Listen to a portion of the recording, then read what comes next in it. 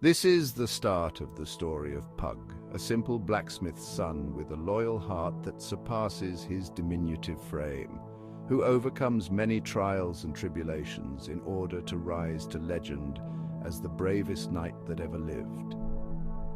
Sir Mandorallen. Let's begin. The sun hung low over the battlements of Castle Eldoria, its golden light bathing the cobbled courtyard where a dozen young squires clashed wooden swords in training. Among them was Pug, a lad of 17, short for his age but quick of foot and strong of heart. Though the son of a simple blacksmith, he dreamed of knighthood, not just to wield a sword, but to serve with honor and courage. Yet many doubted him. Too small, they sneered, too slow. But fate had a different story to tell. The kingdom was abuzz with celebration. It was the day of kingship, marking 2 decades of King Aldred's rule. Lords and ladies gathered in the great courtyard, their laughter and music rising into the evening air. Pug, assigned to the royal guard as part of his squire's duty, stood at the fringes, hand resting on the hilt of his practice sword. Then a shadow moved atop the parapet. Pug's sharp eyes caught the glint of metal, a crossbow aimed directly at the king. Time slowed. Without hesitation, Pug sprinted forward, hurling himself at King Aldred. The arrow whistled through the air and struck Pug's shoulder instead of the king's heart. Pain flared, but he gritted his teeth and staggered to his feet. The assassin cursed from above, fumbling to reload. Pug wouldn't let him. Ignoring his wound, he seized a fallen spear and hurled it skyward with all his might. It struck true, knocking the assassin backward. The man tumbled from the wall with a scream, landing in the fountain below. Gasps filled the courtyard. The king, shaken but unharmed, turned to Pug. His blue eyes shone with gratitude. "King Aldred, VO, you have done me a great service, lad," but Pug merely bowed, his heart pounding. "Pug, VO, a knight must always protect his king, your majesty." "King Aldred, VO, perhaps one day you shall." A moon had passed since the failed assassination, and the realm was still restless. Rumors of dark forces stirred in the northern woods where wild beasts and worse things lurked. But none of that concerned Pug on this particular morning, for he was tasked with accompanying Princess Elaine on a simple ride through the royal forest. It should have been peaceful. It was not. The attack came without warning. The brush exploded outward as a monstrous grizzly, its fur matted with blood and its eyes burning with hunger, lunged towards the princess. Her horse reared, throwing her to the ground. The beast roared, its massive claws swiping downward. Pug was already moving. He dived between Elaine and the bear, raising only his training sword. Steel met claw in a shattering clash, and the force sent Pug tumbling. The bear roared again, rearing on its hind legs to finish him. But Pug was no stranger to battle now. Rolling to his feet, he grabbed a fallen branch from the ground and jammed it into the beast's maw just as it lunged. The bear bit down, splintering the wood, but the moment of hesitation was all Pug needed. He snatched Elaine's fallen dagger and with a cry of defiance drove it into the beast's throat. Blood sprayed. The grizzly let out one final ear-splitting roar before collapsing. Breathing heavily, Pug slowly turned to Elaine.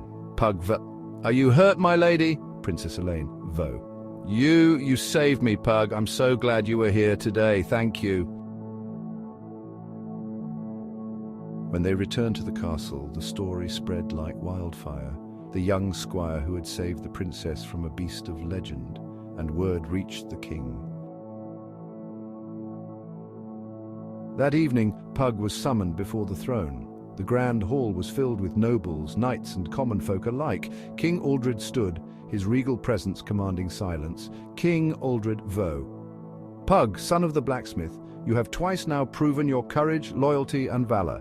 You have protected your king and your princess at great risk to your own life, and so I decree, your training is at an end." A hush fell. King Aldred, Vo, "You shall no longer be known as Pug the Squire. From this day forth you shall be called Sir Mandorallen, defender of the realm." The hall erupted in cheers. Pug, no, Sir Mandorallen, fell to one knee, overwhelmed with emotion as the king tapped a sacred blade to his shoulders. He was no longer just a blacksmith's son, no longer just a hopeful boy with a dream. He was a knight, a hero, and the kingdom would never forget his name. This was only the beginning of the legend of the bravest knight who ever lived.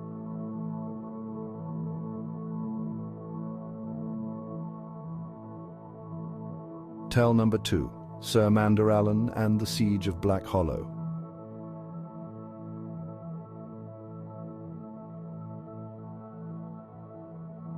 It had been 3 years since Pug, now known across the kingdom as Sir Mandorallen, earned his knighthood. Once a mere squire, he had since proven himself a warrior of great skill and unwavering courage. Yet, with glory came new trials, and soon he would face his greatest challenge yet, the defense of Black Hollow Keep.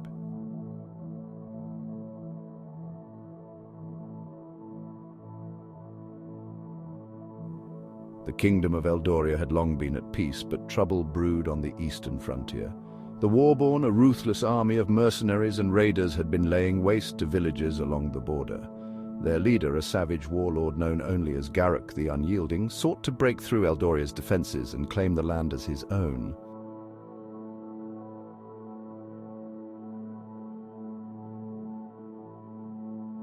Black Hollow Keep was the last stronghold standing between the Warborn and the heart of the kingdom, and now it was under siege.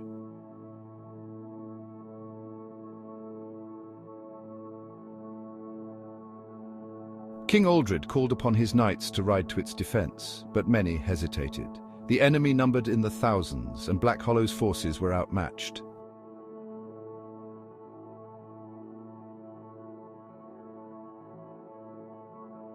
But Mandorallen did not hesitate.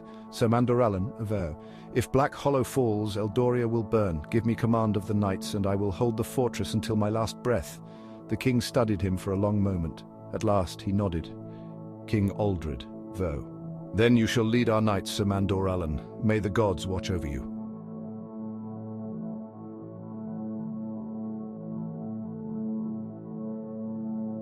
With 200 knights and a force of 500 soldiers, Mandorallen rode east, his banner of silver and blue flying high. The sight of his force reinvigorated the weary defenders of Black Hollow, who had spent weeks fending off attacks.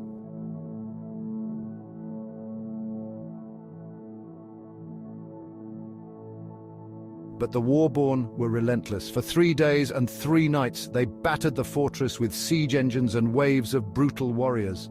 Fire rained from the sky as enemy catapults hurled flaming boulders into the walls. Their archers darkened the air with deadly volleys.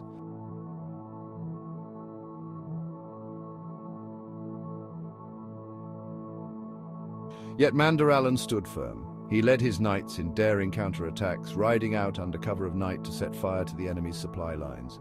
He devised clever tactics, using hidden trenches and rolling boulders to break enemy charges. He stood atop the walls, rallying the soldiers whenever hope began to wane.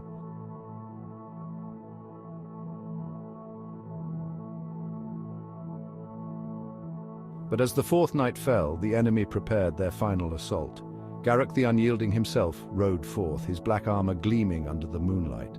Garruk the Unyielding, V.O. At dawn this fortress will be mine. Surrender now, and I may spare your lives. Mandorallen stepped onto the battlements, his sword raised high. Sir Mandorallen, V.O., we are the shields of Eldoria. We do not surrender. The men roared in defiance, their spirits ignited by their commander's unwavering courage.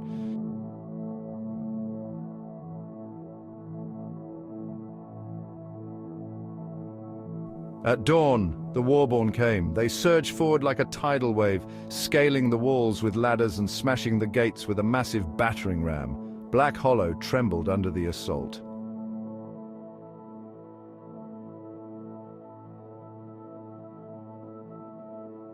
Mandorallen led the charge at the front gates, cutting down foes with the precision of a seasoned warrior.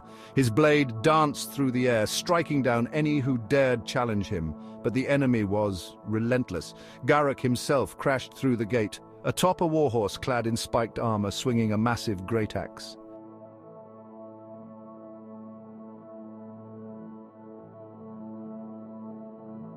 Blow after blow rang out as steel clashed against steel.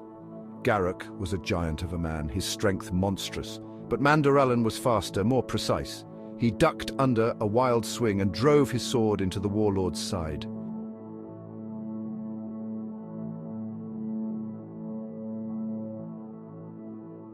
The battle raged until, at last, Mandorallen found his opening. As Garruk raised his axe for a final strike, Mandorallen pivoted and drove his blade through the warlord's heart.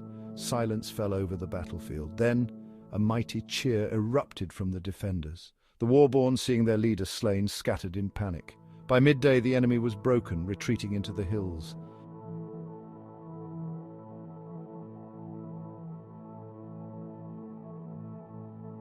When Mandorallen returned to the capital, he was greeted as a hero. King Aldred, his voice filled with pride, addressed the people from the palace balcony. King Aldred, Sir Mandorallen has done what many believed impossible. He has saved Black Hollow, broken the warborn, and proven himself not just as a knight, but as a leader of men.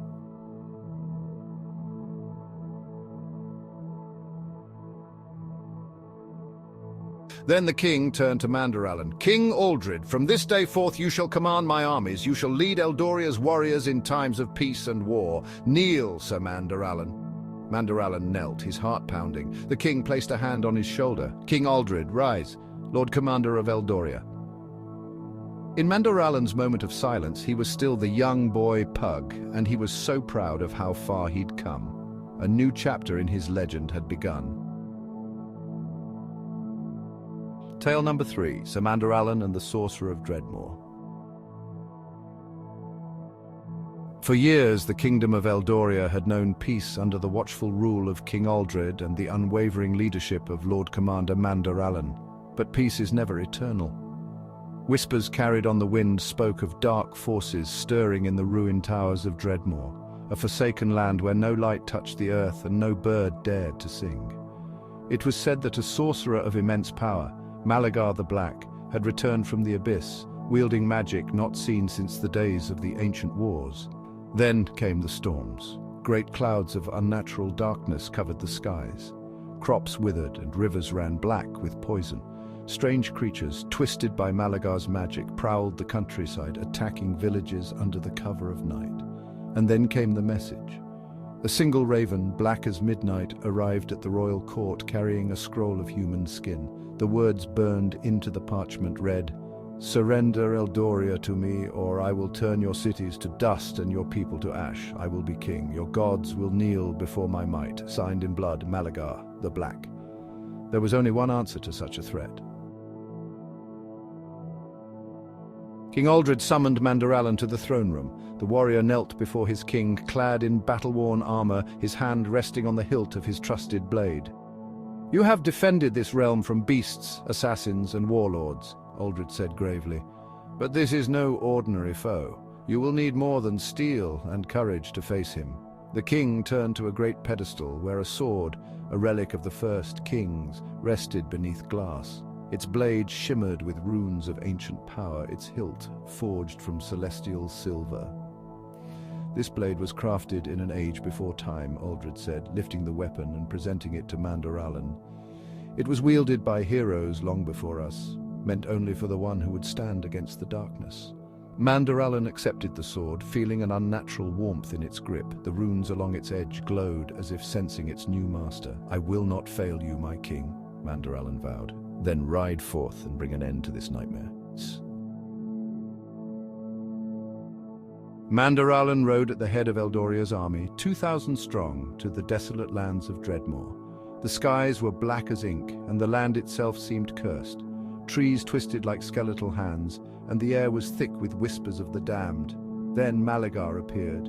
He stood atop the ruined towers of Dreadmore, cloaked in tattered robes of darkness. His eyes burned like dying stars, and in his hands he held a staff crackling with void energy. "You are fools to come here," Malagar's voice thundered, shaking the very earth. "Bow before me, and I may grant you a merciful death." Mandorallen raised the king's sword high. "I bow to no tyrant." The battle began. Malagar unleashed his sorcery, summoning legions of shadow-born warriors, ghoulish knights with blackened steel and eyeless helms. The army of Eldoria clashed against them in a storm of steel and death. But for every enemy slain, another rose in its place. Mandorallen knew there was only one way to end this. He charged through the battlefield, cutting down Malagar's minions as he climbed the steps of the ruined tower. The wizard awaited him at the summit, standing upon a platform of stone that overlooked the raging battle below. "So you come to die alone," Malagar sneered. Mandorallen gripped his sword tighter. "You speak too much for a man about to fall." With a furious cry, Mandorallen lunged. The king's sword met Malagar's staff in a clash of raw power. The sorcerer summoned chains of dark magic, seeking to ensnare the warrior. But Mandorallen's blade cut through them like parchment. Malagar struck with a blast of arcane fire, sending Mandorallen skidding across the stone. The knight gritted his teeth and stood, his armor smoking. "You are strong," Malagar admitted, "but I am eternal." He raised his staff, summoning a vortex of swirling shadows. The tower trembled and the sky itself seemed to crack. Mandorallen knew he had one chance. Channeling every ounce of will, he gripped the king's sword with both hands and charged. The runes blazed with golden light as he swung with all his might. The blade met Malagar's staff and shattered it. The sorcerer's scream tore through the heavens as raw magic erupted from his broken weapon. Darkness recoiled and Malagar's body twisted, his form disintegrating in a blinding explosion of holy fire. The shadows lifted, the sky cleared, the battle was over. Mandorallen descended from the ruins as the first rays of dawn illuminated Dreadmoor. The soldiers of Eldoria, bloodied but victorious, dropped to their knees in reverence. He had done the impossible. When he returned to the capital, the people of Eldoria lined the streets cheering his name. King Aldred himself met him upon the palace steps, pride shining in his eyes. "You have not only saved this kingdom," the king declared, "but you have become its greatest champion. From this day forth your name will echo through the ages." And so, the legend of Sir Mandorallen, the slayer of Malaga, was born. But many knew in their hearts that this was not the end of his story, only the beginning.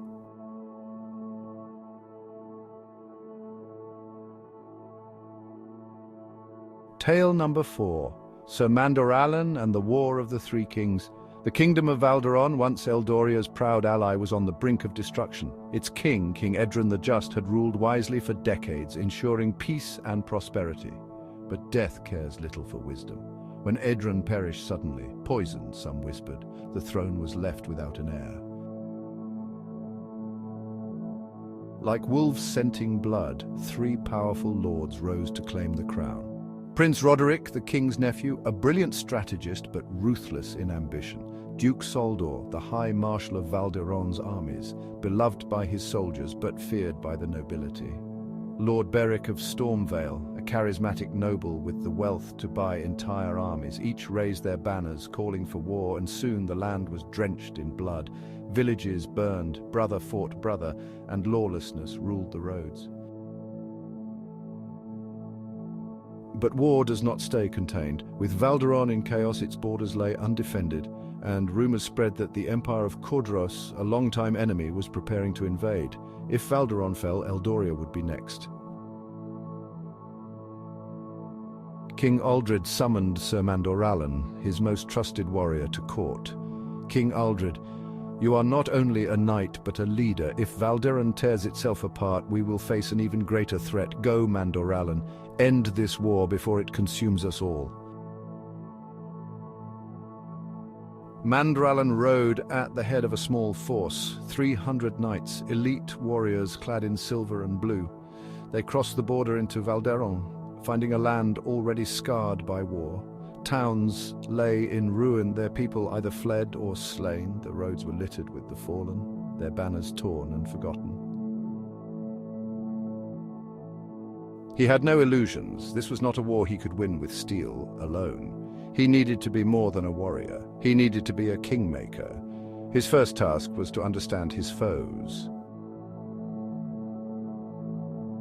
Prince Roderick ruled from the capital, Ironheart Keep, a fortress that had never fallen. He controlled the nobility and the royal treasury, ensuring his armies were well funded.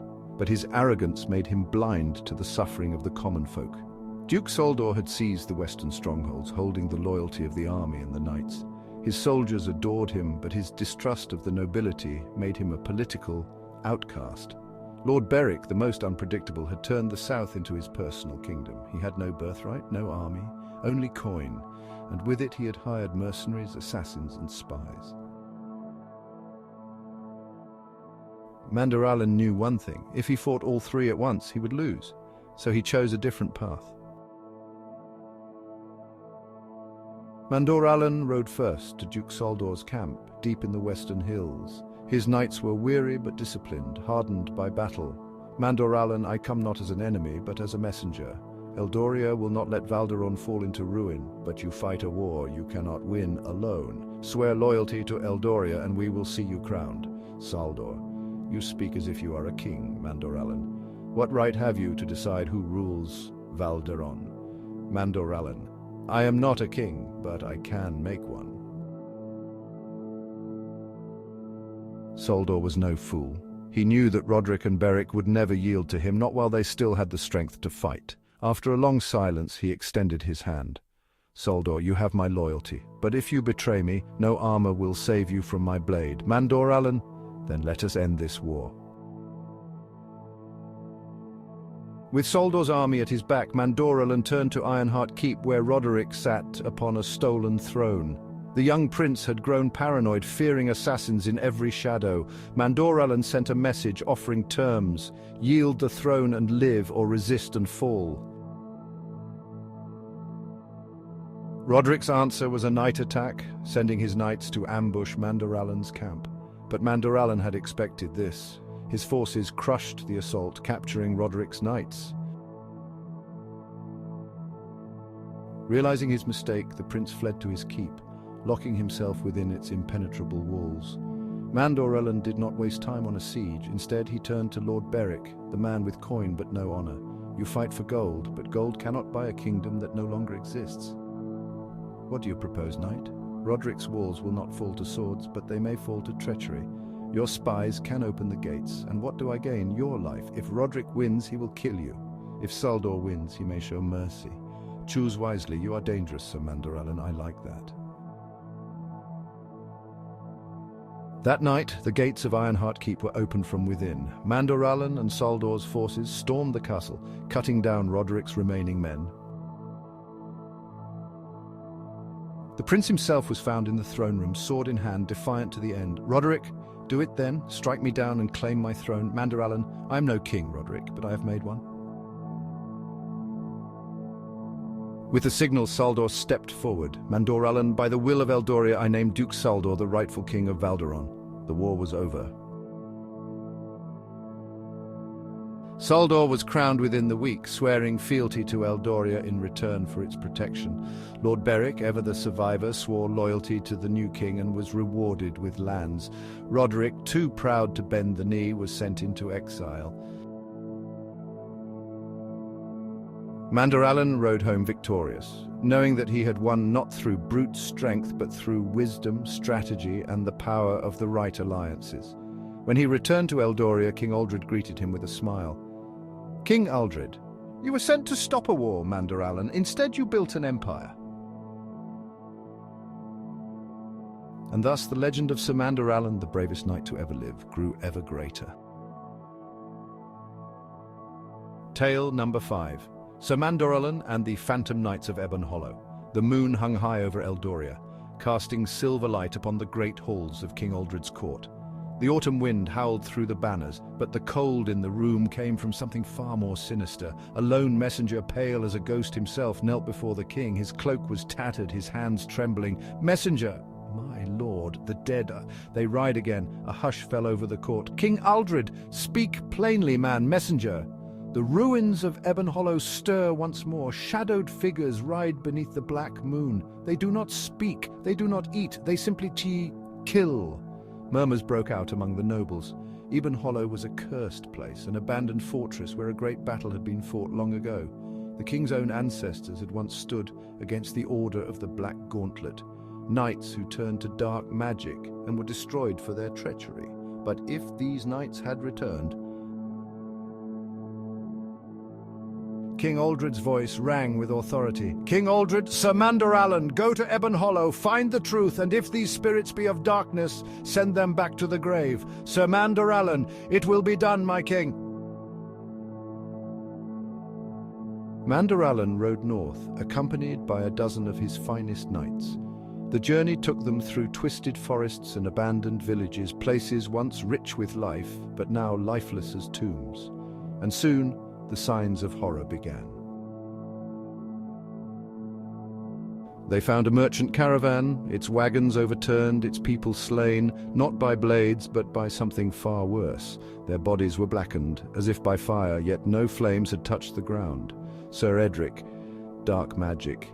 Mandorallen dismounted, running his hand over the scorched earth. Whatever did this was no mortal foe. That night, as they camped, the howling wind carried a new sound, the distant clang of steel on steel. The knights stood, hands on their swords, their breath turning to frost in the air. "Ready yourselves." Then came the sound of hoofbeats. Out of the mist, figures emerged. Knights clad in blackened armor, their visors hollow, their eyes burning with pale blue fire. They did not speak, they did not slow, they simply charged. Mandorallen met the first of them head-on, his sword clashing against the ghostly knight's blade. The impact sent a shockwave through his arm. This was no mere apparition, but something worse.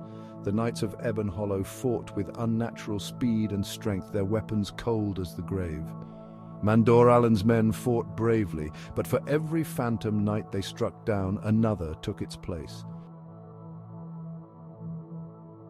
Sir Edric's voice rang out, "This is no battle we can win by steel alone." Mandorallen gritted his teeth. He could feel it now, a presence watching. This was not merely the restless dead. Something was controlling them. "Fall back," Mandorallen ordered, realizing they were outmatched. The knights retreated, escaping the battle but leaving behind the bodies of those who had fallen. The phantom warriors did not give chase. They merely stood there, watching, their burning eyes locked onto Mandorallen. This was a warning. And Mandorallen intended to answer it. They reached the ruined fortress by dawn. Once Ebon Hollow had been a place of honor before its knights had betrayed the crown, seeking forbidden magic to make themselves immortal.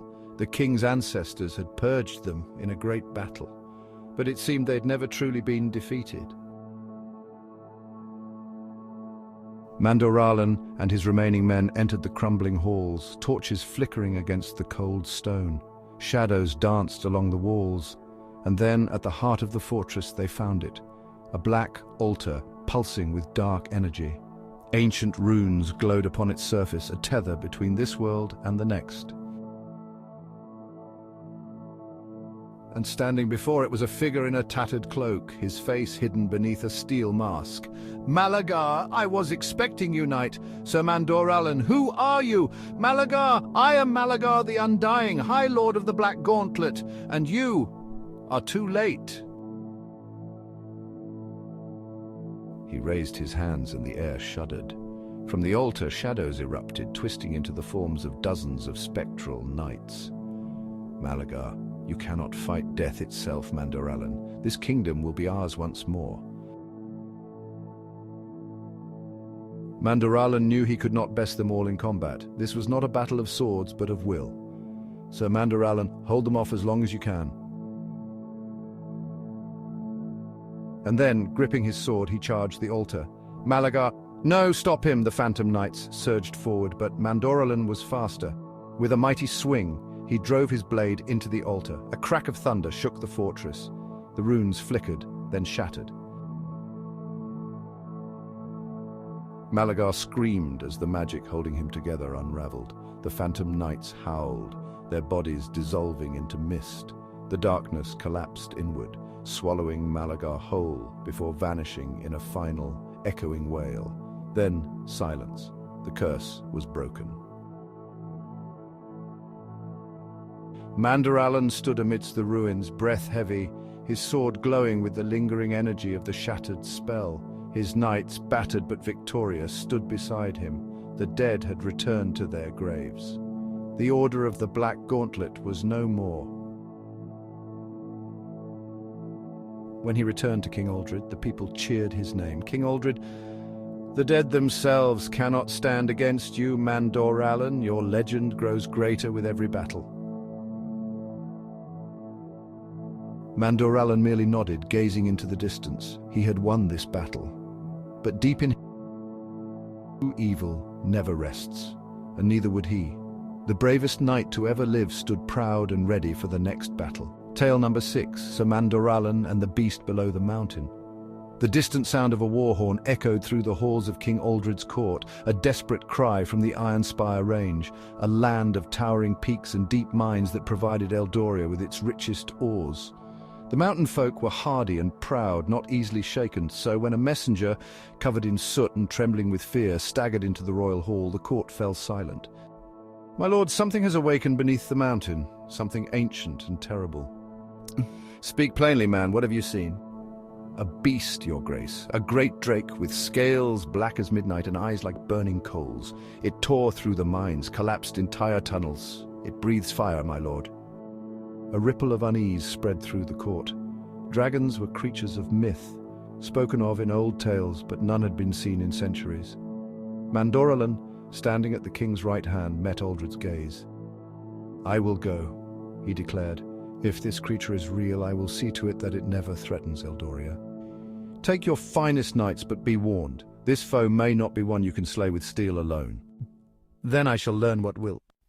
The Ironspire Range loomed like a jagged crown against the sky, its peaks lost in mist. The air was thick with the scent of sulphur and ash. As Mandorallen and his company approached the mining village of Stone Hollow, they found its people in ruins. Homes were blackened husks, and the once thriving mines had collapsed into smouldering chasms. "You should have brought an army, knight. The beast isn't just some wild drake, it's a thing of old magic." "Tell me what you know." "We dug too deep. We found a chamber carved with runes older than any I've seen. A tomb, maybe. When we broke through, the thing woke up. It wasn't asleep, lad. It was sealed away."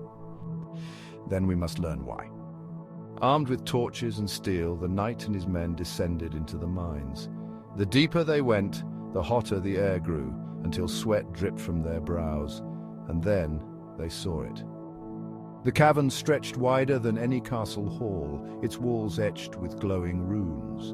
In the center, a broken stone altar stood, its binding shattered, and above it, resting atop a mound of gold and obsidian bones, lay the beast. Its scales shimmered like onyx, each plate lined with fiery veins of molten red. Smoke curled from its nostrils, and as its massive wings unfolded, dust and embers swirled in the air.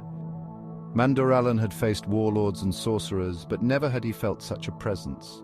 A creature not of this age, but of a time when gods still walked among men. "You are fools to have come here." "Who are you? Why were you sealed away?" "I am Vorthalax, the doom below. Long ago I ravaged these lands until the mages of old bound me within this prison. But mortals are ever greedy, and now I am free." Scene 9, Unleashing Fire. Without warning, Vorthalax unleashed a torrent of fire. The knights dove for cover as the cavern turned into an inferno. Mandorallen rolled, shielding his face from the heat. His sword, ordinary steel, would not pierce such a beast. He needed another way. Then he saw it, the altar. The ancient runes still flickered, their magic not fully extinguished. "Hagen, the runes! Can we reactivate them?" "I bet it'll take time." "Then buy it." Vorthalax struck. His tail swept through the cavern, sending knights flying. His claws carved deep scars into the stone. Mandorallen dodged, rolling beneath the beast's belly, slashing at the softer scales beneath. Scene 2. The Drake's Retaliation. The drake roared in pain but retaliated, sending Mandorallen crashing against a ruined pillar. Stars exploded in his vision, but he forced himself up. "Almost there, lad." Mandorallen had one chance. He sprinted up the rubble of a fallen column, leaping onto the beast's back. With all his strength, he drove his sword between the plates of Vorthalax's neck. The drake screamed. The runes flared. A surge of ancient magic erupted from the altar, binding chains of golden light around the beast. Vorthalax thrashed, but the magic held firm. His roars turned into a deep, seething growl. "You are strong, mortal, but I will not be sealed away again." With one final breath, he let out a deafening shriek, then vanished into the ether, banished once more by the magic of the ancients. Mandorallen stood amidst the wreckage, his sword shattered, his armor scorched, but he still stood. The knights stared in awe. You actually did it. By the gods, lad, you truly are something else. When they returned to the capital, the people cheered his name, for once again Sir Mandorallen had done the impossible. But even as the celebrations began, the knight could not shake the words of the drake. I will not be sealed away again. He knew in his heart that this would not be the last he heard of Vorthalax, the doom below, and that's the end of our tale, for now.